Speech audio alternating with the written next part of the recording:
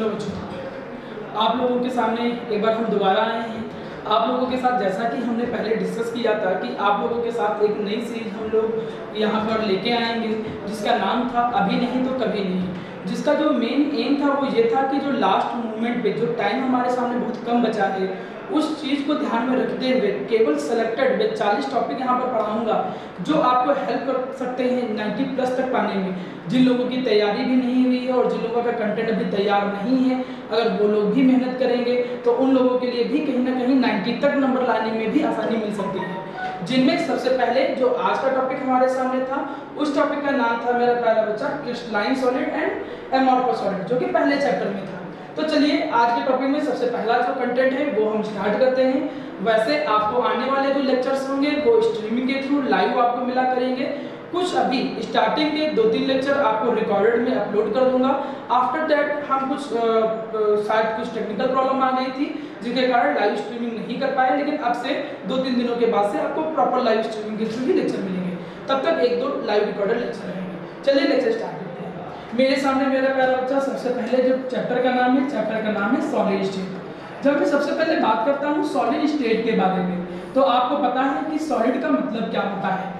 आप अपनी सराउंडिंग में देखते होंगे तो कई सारे सॉलिड के एग्जांपल दिखते हैं, चाहे वो फैन हो, चाहे वो पेन हो, डस्टर, बोर्ड, कई सारे सॉलिड के एग्जांपल हैं।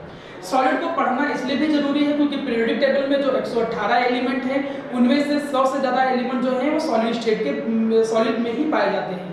सबसे पहले जब मैं सॉलिड स्टेट की बात करता हूं तो सॉलिड स्टेट में मैं एक शब्द बार बार यूज करूंगा जिसका नाम है कंस्टिट्यूटिंग पार्टिकल। कंस्टिट्यूटिंग पार्टिकल का मतलब क्या होता है?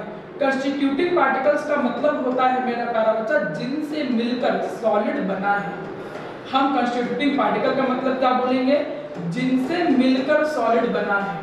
जैसे कंस्टिट्यूटिंग पार्टिकल मेनली होंगे क्या? कंस्टिट्यूटिंग पार्टिकल में एटम्स आएंगे, कंस्टिट्यूटिंग पार्टिकल में आयंस आएंगे, कंस्टिट्यूटिंग पार्टिकल जो होते हैं इनमें मॉलिक्यूल्स आएंगे। मतलब जो कंस्टिट्यूटिंग पार्टिकल होते हैं, आप सॉलिड देखते हो, सॉलिड एटम से, आयन से, मॉलिक्यूल किसी से भी मिलके बन सकता है। आयरन की एक रॉड एटम से मिलके बना है। नमक जो होता है वो क्या कहते हैं आयन से मिलके बना है। इसके अलावा जब तुम बात करते हो मेरा प्यारा बच्चा जैसा आइस, तो वो मॉलिक्यूलर CO2 मॉलिक्यूल से मिलके बनता है। तो आप लोगों ने कोई भी सॉलिड देखा है तो उनके कंस्टिट्यूटिंग पार्टिकल इन तीनों में से ही कोई देखते हो, या तो वो एटम होते हैं, या तो आयन होते हैं, या तो मॉलिक्यूल होते हैं। हम सॉलिड को सबसे पहले कंस्टिट्यूटिंग पार्टिकल के अरेंजमेंट की बेसिस पे क्लासिफाई करेंगे। कंस्टिट्यूटिंग पार्टिकल के अरेंजमेंट की बेसिस पे सॉलिड को बेसिकली 2 हिस्सों में क्लासिफाई किया जाता है। एक को हम लोग कहते हैं कि क्रिस्टलाइन सॉलिड, एक को हम लोग जानते हैं किस नाम से मेरा प्यारा बच्चा? क्रिस्टलाइन सॉलिड के नाम से। वहीं पे जो दूसरा होता है इस दूसरे को हम जानते हैं किस नाम से मेरा प्यारा बच्चा? एमोर्फस सॉलिड के नाम से जानते हैं। एमोर्फस का मतलब होता है नो फॉर्म, जिसकी कोई फॉर्म ना हो। एक्चुअली ये जो क्लासिफिकेशन है ये किस बेस पे किया गया है कि कंस्टिट्यूटिव पार्टिकल का अरेंजमेंट क्या है। हमेशा कोई ना कोई बेस होना कंपलसरी है, बिना किसी भी बेस के हम क्लासिफाई नहीं करते हैं। जैसे कि एक एग्जांपल के तौर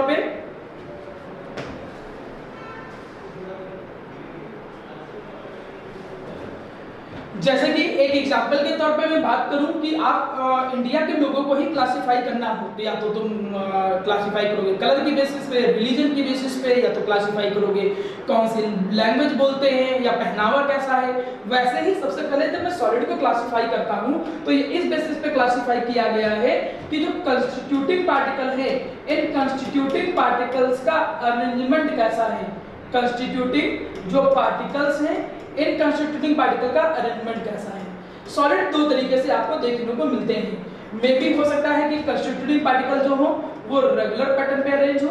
मैं कंस्टिट्यूटिंग पार्टिकल बनाने के लिए थोड़ा साइज बड़ा करता रहा। हमने कहा माना कंस्टिट्यूटिंग पार्टिकल अगर रेगुलर पैटर्न पे अरेंज है। कंस्टिट्यूटिंग पार्टिकल कौन होते हैं? एटम, आयन और मॉलिक्यूल। अगर ये एटम, आयन और मॉलिक्यूल रेगुलर पैटर्न पे अरेंज है, रेगुलर पैटर्न का मतलब एक सिमेट्री, आप देख रहे हो कि रो और कॉलम में एक दूसरे के जस्ट नीचे एटम, आयन आते जा रहे हैं। तो अगर कंस्टिट्यूटिंग पार्टिकल रेगुलर पैटर्न पे अरेंज है तो उसको क्रिस्टलाइन सॉलिड कहते हैं। यहीं पे अगर कंस्टिट्यूटिंग पार्टिकल जो होता है ये इर्रेगुलर पैटर्न पे अरेंज होता है तो हम उसे क्या बोलेंगे? एमोर्फस सॉलिड बोलेंगे। इर्रेगुलर पैटर्न पे कौन अरेंज होगा? Constituting particle. कंस्टिट्यूटिंग पार्टिकल के अरेंजमेंट की बेसिस पर हमने सॉलिड को 2 हिस्सों में बांटा। रेगुलर पैटर्न पे अरेंज है तो क्रिस्टलाइन, इर्रेगुलर पैटर्न पे अरेंज है तो एमोर्फस। अब हम लोग यहाँ पर जो एग्जाम में ज्यादातर पूछा जाता है, इनके डिफरेंस के पॉइंट ऑफ व्यू से समझने की कोशिश करेंगे कि क्या होते हैं क्रिस्टलाइन सॉलिड, क्या होते हैं अमॉर्फस सॉलिड। चलिए यहाँ पर हम लिख लेते हैं कौन से, यहाँ पर हम लिख लेते हैं क्रिस्टलाइन सॉलिड। सबसे पहले क्रिस्टलाइन सॉलिड और फिर हम लोग यहाँ पर क्या लिखेंगे, अमॉर्फस सॉलिड। चलिए समझने की कोशिश करते हैं कि भाई क्रिस्टलाइन सॉलिड और अमॉर्फस सॉलिड में क्या क्या अंतर हो सकते हैं। अगर मैं क्रिस्टलाइन सॉलिड की बात करता हूँ तो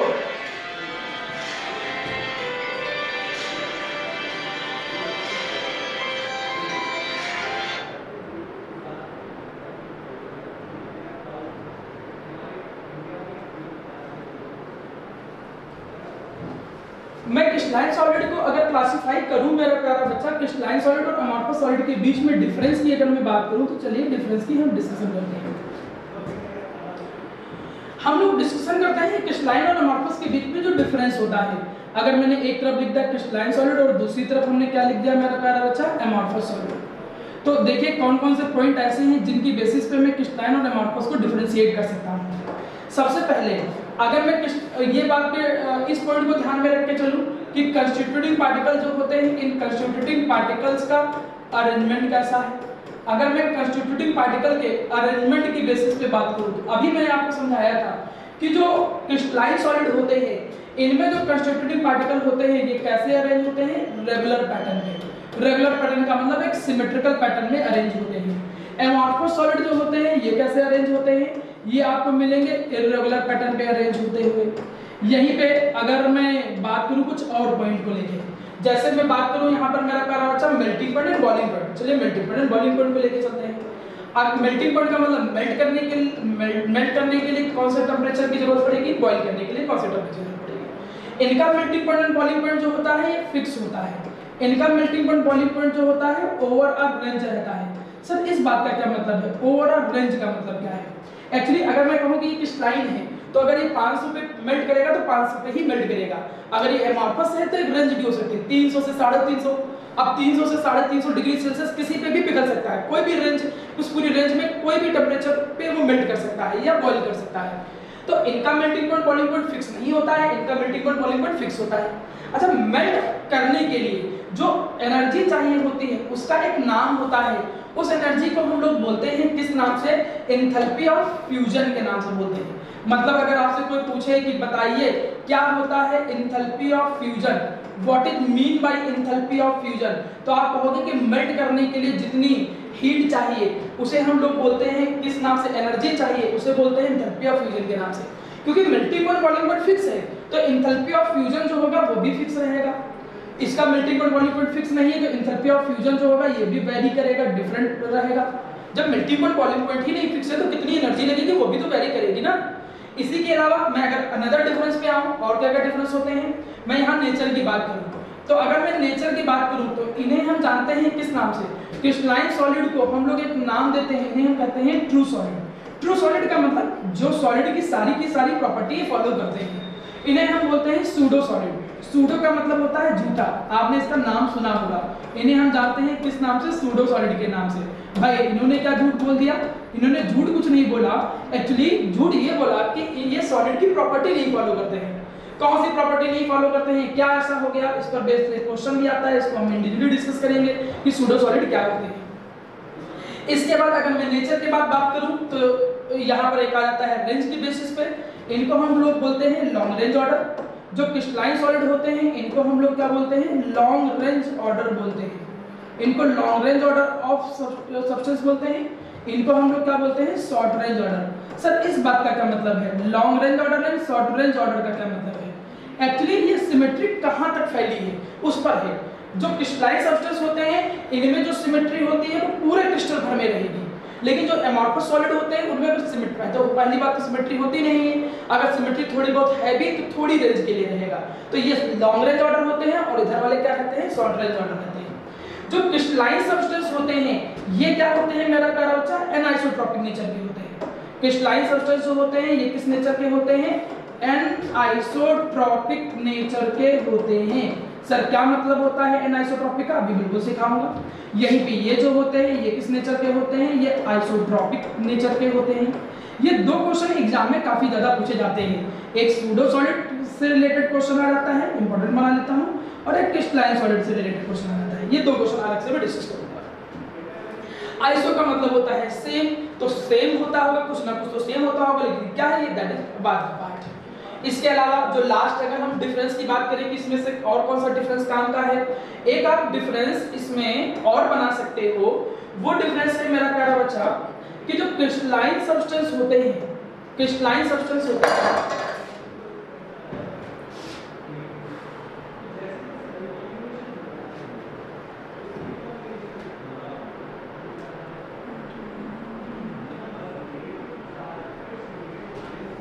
इनका जो एक और डिफरेंस था, दैट इज वो क्या है मेरा प्यारा बच्चा, उस पे हम लोग डिस्कस करेंगे कि जो क्रिस्टलाइन सब्सटेंस होते हैं,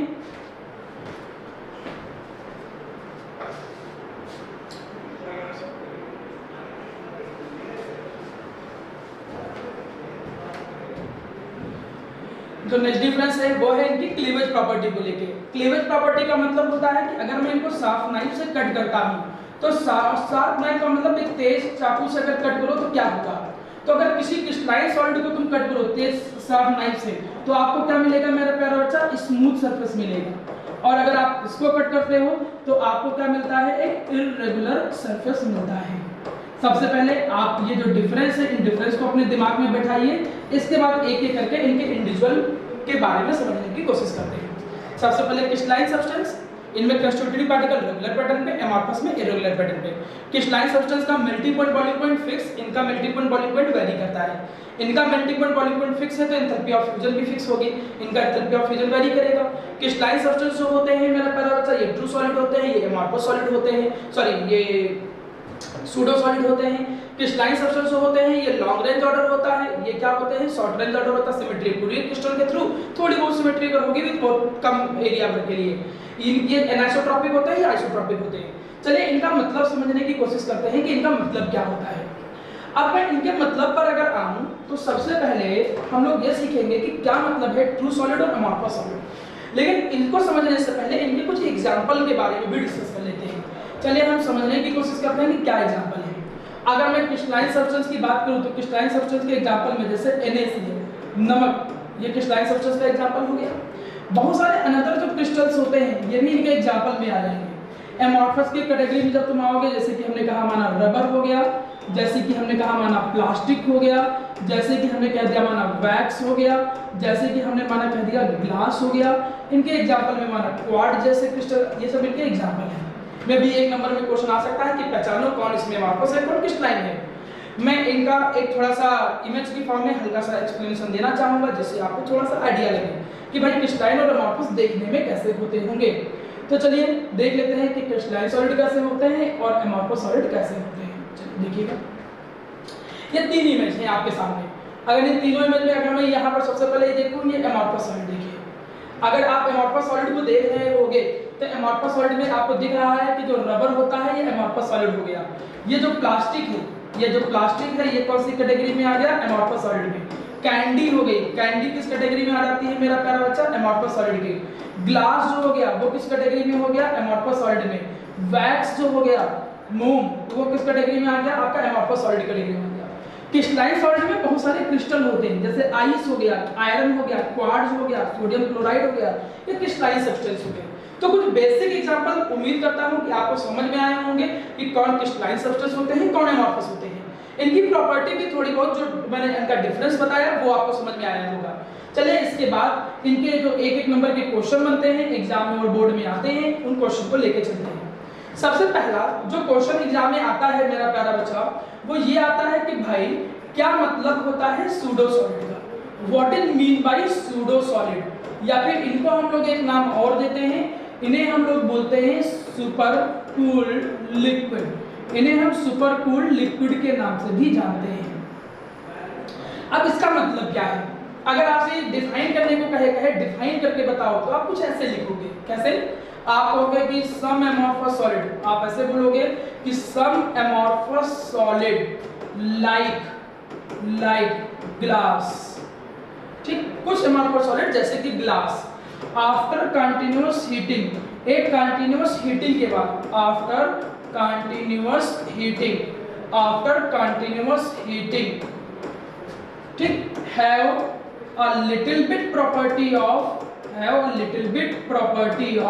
fluidity, इनके अंदर भी क्या आती है, थोड़ी बहुत little bit property of fluidity, मतलब फ्लो करने की प्रॉपर्टी आ जाती है, फ्लो करने की इनके अंदर थोड़ी बहुत प्रॉपर्टी आ जाती है।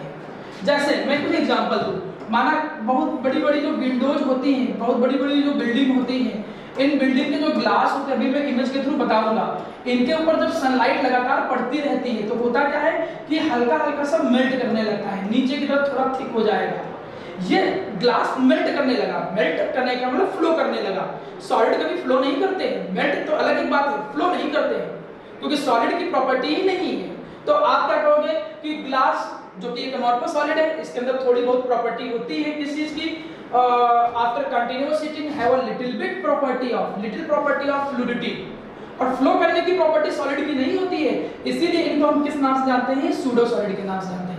इससे रिलेटेड कुछ कॉन्सेप्चुअल क्वेश्चन भी आते हैं एग्जाम में, जैसे कॉन्सेप्चुअल क्वेश्चन कौन कौन से बनते हैं, एक क्वेश्चन ऐसे बन जाता है कि कहा जाता है कि बताइए व्हाई ग्लासेस ऑफ, आप बताइए जो ग्लासेस होते हैं ऑफ ओल्ड बस, जो पुरानी बसेस होते हैं उनके जो ग्लासेस होते हैं वो क्यों प्रोड्यूस करते हैं, why they produce shuttering sound, भाई वो क्यों प्रोड्यूस करते हैं शटरिंग साउंड, मतलब वो आवाज क्रिएट करते हैं।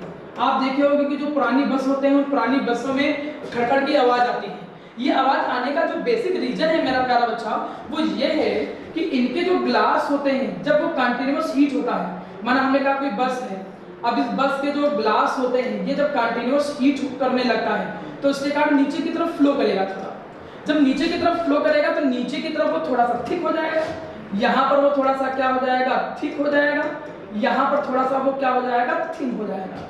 जब वो ऊपर थोड़ा थिन हो जाएगा तो जो क्लिप होगी वो क्लिप थोड़ी सी क्या हो जाएगी, ढीली हो जाएगी, क्लिप जब ढीली हो जाएगी तो ये लड़ेगा, दरवाजा सॉरी खिड़की जो इसका विंडो है वो लड़ना शुरू हो जाएगा उस क्लिप में, जिसके कारण शटरिंग साउंड क्रिएट होता है। तो अगर एक क्वेश्चन ये पूछता है कि भाई बताओ ग्लास जो होते हैं ओल्ड बस के वो क्यों शटरिंग साउंड क्रिएट करते हैं, तो हम क्या यही बोलेंगे, हम बोलेंगे ड्यू टू कंटीन्यूअस हीटिंग, क्योंकि जो कंटीन्यूअस हीटिंग होती है, जो कंटीन्यूअस हीटिंग होती है उसके कारण, ड्यू टू कंटीन्यूअस हीटिंग, जो कंटीन्यूअस हीटिंग होती है, जो ग्लास होते हैं, ग्लास वो क्या करते हैं मेरा बच्चा, फ्लो करने लगते हैं, फ्लो करने के कारण वो नीचे की तरफ क्या हो जाते हैं, थिक, और ऊपर की तरफ थिन हो जाते हैं, जिसके कारण शटरिंग साउंड क्रिएट करते हैं। आप आराम से लैंग्वेज बना सकते हो, जैसा देखिए लैंग्वेज रट के नहीं जाया जाता है, आप उसका सेंस समझ रहे होगे तो कुछ भी किसी भी तरीके से किसी भी भाषा में आप किसी पैटर्न के बेसिस पे लिख सकते हो। तो सूडो सॉलिड, अच्छा सुपर कूल्ड लिक्विड क्यों बोलते हैं, सुपर कूल्ड लिक्विड इसीलिए बोलते हैं क्योंकि सॉलिड हो गया और किसी भी लिक्विड को बहुत तुम कूल कर दो तो सॉलिड हो जाता है, लिक्विड भी रहे और सॉलिड भी रहे, तो क्योंकि ग्लास के अंदर थोड़ी थोड़ी लिक्विड की प्रॉपर्टी है और वो सॉलिड भी है, तो इसीलिए ग्लास को बहुत सुपर कूल्ड लिक्विड के तौर पे या फिर सूडो सॉलिड के तौर पे जाना जाता है। सुपर कूल्ड लिक्विड और सूडो सॉलिड मतलब ऐसे सॉलिड जिनके अंदर थोड़ा बहुत फ्लो करने की प्रॉपर्टी होती है और फ्लो करने की प्रॉपर्टी सॉलिड की नहीं होती है, इसके बावजूद भी फ्लो करते हैं, ऐसे सॉलिड को क्या कहते हैं, सूडो सॉलिड। इसके बाद आगे की एक नेक्स्ट डेफिनेशन है, उसको बोलते हैं आइसोट्रोपिक एंड अनआइसोट्रोपिक सब्सटेंस के नाम से। चलिए समझते हैं कि आइसोट्रोपिक और अनआइसोट्रोपिक सब्सटेंस क्या होते हैं। मेरे सामने दो शब्द आते हैं, एक शब्द ये बहुत पूछा जाता है कि बताइए आइसोट्रोपिक सब्सटेंस क्या होते हैं, या आपसे पूछा जाता है कि बताइए एनाइसोट्रोपिक सब्सटेंस क्या होते हैं। चलिए मैं समझाता हूं कि आइसोट्रोपिक सब्सटेंस क्या होते हैं, एनाइसोट्रोपिक सब्सटेंस क्या होते हैं। आइसोट्रोपिक सब्सटेंस, एनाइसोट्रोपिक सब्सटेंस के लिए फिर से मैं एक एग्जांपल आपके सामने लाता हूं, एक इमेज के थ्रू ही समझा देता हूं जिससे आपको थोड़ा समझ में भी आ जाए। जैसे कि यहाँ पर आप एग्जांपल देखिए, अगर आप इस एग्जांपल को देखिए, मैं इसको थोड़ा सा साइड में कर देता हूँ, यहाँ पर देखिए ये एग्जांपल दिया गया है एक आइसोट्रोपिक का एक एनाइसोट्रोपिक का। अगर आप पहले इनकी डिफिनेशन समझ लीजिए जिससे इनको समझना आसान हो जाए। अगर आपको कोई बोलता है कि समझाइए आइसोट्रोपिक सब्सटेंस होते क्या हैं, तो आप क्या बोलोगे, आप बोलोगे कि दो सब्सटेंस, ऐसे सब्सटेंस, आप बोलोगे क्या कि दो substance in which some physical property, ऐसे सब्सटेंस जिनके अंदर सम फिजिकल प्रॉपर्टी, दो substance in which some physical property. अब कौन कौन सी फिजिकल प्रॉपर्टी, जैसे कि refractive index, some physical property जैसे लाइक रिफ्रैक्टिव इंडेक्स, जैसे हमने बात कर लिया रिफ्रैक्टिव इंडेक्स की बात कर लिया, या हमने बात कर लिया डेंसिटी की बात कर लिया, या आपने बात कर लिया मेरा बच्चा इलेक्ट्रिकल कंडक्टिविटी की। ऐसी कुछ जो प्रॉपर्टी होती है, थोड़ा ध्यान दीजिएगा। आप कहोगे क्या? आप कहोगे कि ऐसे सब्सटेंस जिनके अंदर कुछ फिजिकल प्रॉपर्टी जैसे density, electrical conductivity, refractive index are remain same, वो हमेशा क्या रहते हैं मेरा प्यारा बच्चा? सेम रहते हैं। Are remain same in each direction, हर डायरेक्शन में वो क्या रहते हैं मेरा प्यारा बच्चा? सेम रहते हैं। ये फर्क नहीं पड़ता है, इट डजंट मैटर, ये फर्क नहीं पड़ता है, it doesn't matter from which side, from which side, कौन सी side? From which side we enter into the crystal, we enter into the crystal. ये फर्क नहीं पड़ता है कि हम किस साइड से क्रिस्टल के अंदर इंटर कर रहे हैं। जैसे एक एग्जांपल के तौर पे देखो, हमने कहा कि पहले तो ये समझो कि आइसोट्रोपिक्स का मतलब आइसो का मतलब होता है सेम, तो कुछ तो सेम होता ही होता। क्या सेम है यहाँ पर? फिजिकल प्रॉपर्टी कौन कौन सी? Density, refractive index, electrical conductivity etcetera, हर डायरेक्शन में सेम हो। ये फर्क नहीं पड़ता किस साइड से तुम क्रिस्टल के अंदर इंटर करने का नहीं किससे उठा के चले गए, इंटर करने का मतलब ऑब्जर्व करना। जैसे आप यहाँ देखो, ये आपके क्या हो गए? ये हो गए आइसोट्रोपिक सब्सटेंस, ये हो गए आइसोट्रोपिक सब्सटेंस। आप देखो चाहे आप इस डायरेक्शन में जाओ तब भी पार्टिकल मतलब एक सिमेट्री पैटर्न रखे हुए हैं, इधर जाओ तब भी वो एक सिमेट्री पैटर्न रखे, इधर जाओ तब भी वो सिमेट्री पैटर्न, इधर जाओ तब भी सिमेट्री पैटर्न। हर तरफ जो पार्टिकल का अरेंजमेंट है वो एक ही जैसा लगभग है, इसीलिए ये क्या कहलाएंगे? आइसोट्रोपिक। और मैं तुमको बता दूं कि जो एमॉर्फस सॉलिड होते हैं वो होते हैं आइसोट्रोपिक सब्सटेंस। इसमें बच्चे बड़ा कंफ्यूज हो जाते हैं कि आइसो का मतलब सिमेट्री मतलब क्रिस्टलाइन, गलत।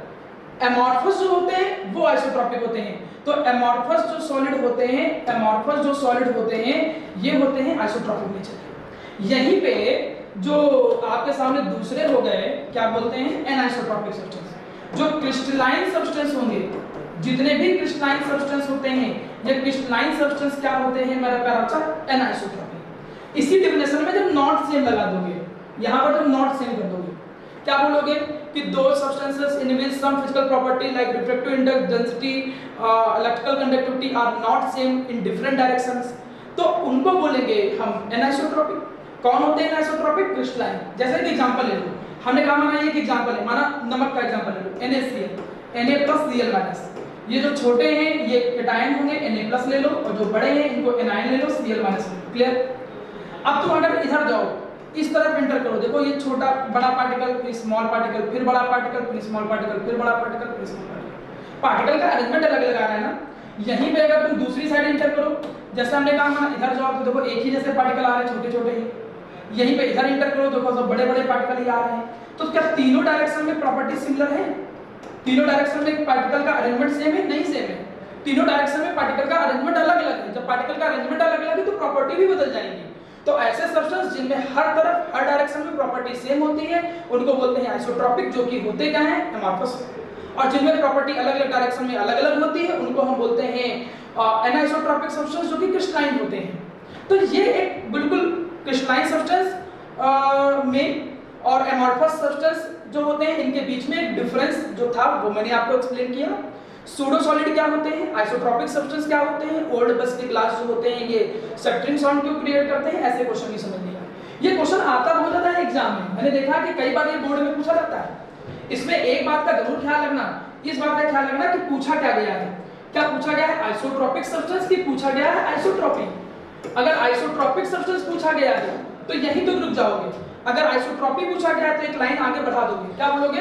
And this property of substance, और ये जो प्रॉपर्टी होती है and this property of substance, और ये जो प्रॉपर्टी होती है and this property of substance is known as isotropic, और ये जो प्रॉपर्टी होती है इज नोन एज आइसोट्रोपिक। मतलब याद रखिएगा, अगर बोर्ड में पूछा गया सब्सटेंस तक तो ये लिखोगे, और आइसोट्रोपिक बोलेंगे तो एक लाइन बोल बढ़ा देंगे। ये जो प्रॉपर्टी है उसको आइसोट्रोपिक कहते हैं और ऐसे सब्सटेंस को आइसोट्रोपिक कहते हैं। हमने सीखा कि एमॉर्फस जो होते हैं वो सूडो होते हैं। किसी को पता है क्यों सूडो होते हैं भाई? क्यों एमॉर्फस सॉलिड सूडो होते हैं? क्योंकि इनके अंदर थोड़ा बहुत फ्लो करने की प्रॉपर्टी होती है जो कि सॉलिड की प्रॉपर्टी नहीं है। चलिए मैं कुछ एग्जांपल के थ्रू दिखाता भी हूं, जिससे आपको थोड़ा इमेज की क्रिएट हो जाए दिमाग में। अगर मैं इनका एग्जांपल लूं, जैसे कि आप ये एग्जांपल दो, देखो इससे थोड़ा सा आपको क्लियर होगा। अगर आप इन एग्जांपल को यहाँ पर थोड़ा ध्यान से देखो, ये आपके सामने आ गया, ये ध्यान से देख रहे होगे, ये क्या है? ये ग्लास है। तुम देख रहे हो कि ये ग्लास जो है ये मेल्ट कर रहा है। क्यों मेल्ट कर रहा है? ये मेल्ट इसलिए कर रहा है मेरा प्यारा बच्चा, क्योंकि बहुत ज्यादा हीट हो गया है। तो कंटीन्यूअस हीटिंग के कारण तुम देख रहे होगे कि ग्लास जो है वो मेल्ट कर रहा है, और ये मेल्ट करने की प्रॉपर्टी ग्लास के अंदर है, इसीलिए ये सूडो हो गया, ये झूठा हो गया। फ्लो नहीं करना चाहिए था इसको, क्योंकि ये सॉलिड था, लेकिन इसके बावजूद भी फ्लो कर रहा है, इसलिए ये सूडो सॉलिड हो गया। यहाँ देखो, ये विंडो में देखो, इस विंडो में अगर तुम ध्यान से देखो तो हल्का हल्का सा ये ग्लास मेल्ट कर रहा है नीचे की तरफ। ये जो मेल्ट कर रहा है, इसी कारण ये कौन सी कैटेगरी में आ जाता है? सूडो सॉलिड की कैटेगरी में आ जाता है। उम्मीद करता हूं कि आपको क्रिस्टलाइन सब्सटेंस और एमॉर्फस सब्सटेंस का कॉन्सेप्ट क्लियर हो गया होगा। नेक्स्ट क्लास में हम यूनिट सेल के बारे में आपको प्रॉपर पूरा एक्सप्लेनेशन करेंगे। ठीक, एक दो क्लासेस आपको हो सकता है कि वीडियो अभी शॉर्ट बना रहा हूं, जो कि आपको अपलोड करना है, इसलिए बाकी जब लाइव स्ट्रीमिंग होगी तो बकायदा प्रॉपर 1 आवर की क्लासेस रहेंगी, और आपका 40 टॉपिक्स में मोस्ट पॉसिबली 1 से 1 मंथ तक में ही कवर कर लूंगा मैं। ठीक है बच्चों, थैंक यू वेरी मच।